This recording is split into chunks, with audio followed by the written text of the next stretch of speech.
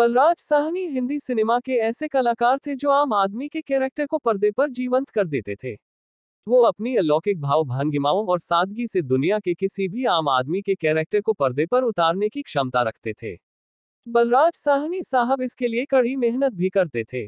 Film 2 बीघा जमीन के लिए उन्होंने रिक्शा चालकों की तरह कोलकाता की सड़कों पर रिक्शा चलाया था। कई लोगों को उन्होंने उनके गंतव्य तक पहुंचाया भी, मगर फिर भी कोई उन्हें पहचान नहीं पाता था। एक फिल्म में जेलर का किरदार निभाने के दौरान वे जेल भी गए। हालांकि एक राजनीतिक विवाद के चलते उन्हें उस समय वाकई जेल की हवा खानी पड़ी। आइए जानते हैं बलराज साहनी के जीवन के बारे में। विलक्षण प्रतिभा के स्वामी बलराज साहनी का जन्म 1 मई 1913 को ब्रिटिश भारत के रावलपिंडी में हुआ था। उन्होंने सरकारी कॉलेज लाहौर में अध्ययन किया। लाहौर से अंग्रेजी साहित्य में अपनी मास्टर डिग्री पूरी करने के बाद वह रावलपिंडी वापस गए और अपने परिवार के व्यवसाय में शामिल हो गए। उन्होंने हिंदी में बैचलर डिग्री भी की। इसके बाद पंजाब विश्वविद्यालय से अंग्रेजी में मास्टर्स की। इसी दौरान उनका विवाह दमयंती साहनी से हुआ। बलराज साहनी के पापा का अच्छा व्यवसाय था। उनकी इच्छा थी कि बलराज साहनी उनके व्यवसाय को आगे लेकर जाएं। मगर 1939 को एक दिन अचानक बलराज साहनी ने इस बात का निर्णय लिया कि वे लंदन में बीबीसी रेडियो में नौकरी करने जा रहे हैं। उनकी शादी हो चुकी थी और उनका एक 6 महीने का बेटा परीक्षित साहनी भी था। जब विश्वभर में जंग छिड़ी और हर तरफ महामारी फैली थी, ऐसे समय में बलराज साहनी अपने 6 महीने के बेटे को अपने छोटे भाई और हिंदी साहित्य के बड़े उपन्यासकार भीष्म साहनी को सौंपकर लंदन चले गए थे। साहनी हमेशा अभिनय में दिलचस्पी रखते थे और इंडियन पीपुल्स थिएटर एसोसिएशन के नाटकों के साथ अपने अभिनय करियर की शुरुआत की। संयोग से उनकी पत्नी दमयंती फिल्मों में खुद के लिए नाम बनाने से पहले आईपीटीए अभिनेत्री के रूप में अच्छी तरह से जानी जाती थी।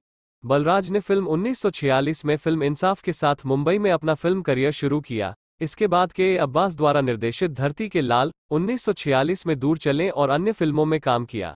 लेकिन यह 1953 में बिमल रॉय के क्लासिक 2 बीघा जमीन फिल्म थी जिसने बलराज साहनी को एक अभिनेता के रूप में पहचान दिलाई। उन्होंने रविंद्रनाथ टैगोर द्वारा लिखी गई कहानी पर आधारित फिल्म काबुलीवाला में भी काम किया।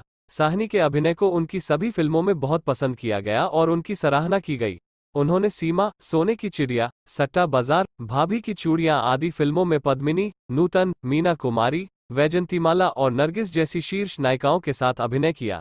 फिल्म वक्त के महान गीत ए मेरी जोहरा जबीन के रूप में उनकी याद सभी के दिलों में ताज़ा है। फिल्म गर्म हवा उनकी अंतिम फिल्म थी। बलराज साहनी एक आम आदमी के अधिकारों के लिए हमेशा लड़ते रहते थे। आम आदमी के प्रति उनकी संवेदनाएं रविंद्रनाथ टैगोर के शांति निकेतन में हुई शिक्षा से जागृत हुई थी।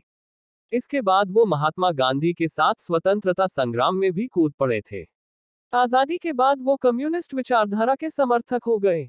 अपनी विचारधारा और बेबाकी के कारण उन्हें जेल की हवा भी खानी पड़ी थी। दरअसल बलराज साहनी ने मुंबई में एक रैली में मानव अधिकारों का हनन करने वालों का पुरजोर विरोध करते हुए भाषण दिया था।